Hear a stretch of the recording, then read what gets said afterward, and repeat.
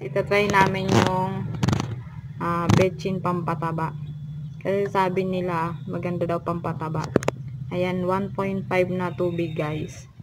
Tapos yung 11 grams na betsin. Maganda daw yung pampabulaklak at saka pampabunga. So ngayon susubukan natin kung effective pa talaga. Tsaka pampakapal daw ng dahon. So ngayon subukan namin doon sa mga halaman naming gulay kung effective siya. Ayan. Tunawin lang daw siya sa isang 1.5 na tubig yung 11 grams na betsin. Tapos ididilig lang guys. Shake mabuti para mag-mix siya. Yan yung tanim namin guys. Medyo tumaba na sila at lumaki na sila. Pero lalagyan natin siya ng pataba. Titingnan natin kung mas tataba pa sila. Lagyan natin ng betsin kung effective nga ba sila. Kung effective yung betsin para pampataba. Ayan.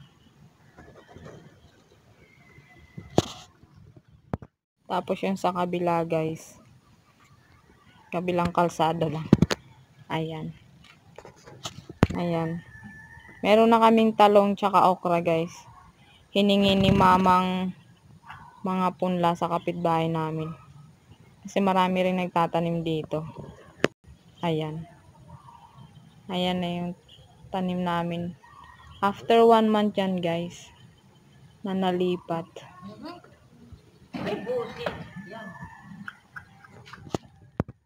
Tapos yan guys, labanos yan. Yung pinantanim ni mama niyan yung pinutulang lang ng binili naming gulay. Pinasigang namin. Yung dulo niya, yun. Yung pinantanim ni mama. Yung gumagapang na yung mga kalabasa. Pati yung patola doon umaakyat sa dingding ng bahay. Ayan guys, naglagay si mama ng pagapangan. Kasi gumagapang na yung kasi meron siyang ampalaya na malapit ng gumapang. Kaya naglagay siya ng ganito. Kahoy lang yan guys. Yung nasa taas. Tapos guys, yung sili na mumunga na siya, namumulaklak na. Ayan.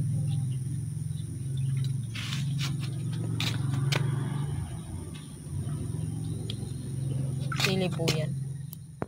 Ayan guys, trinay na namin. Parang didiligan nyo lang yung tanim. Yan yung ginawa namin pampataba, yung betsin. Titingnan natin kung effective siya.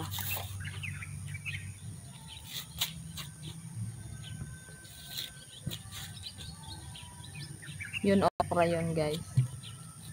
Tapos yan talong.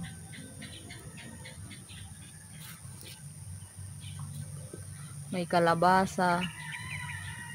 Pwede nang magpakbit guys. Ito ang di pa buhay. Yan, sili din. Medyo marami kaming tanim na sili at saka kalabasa. Bumili ka ng bitchin. Kung gumanda yan.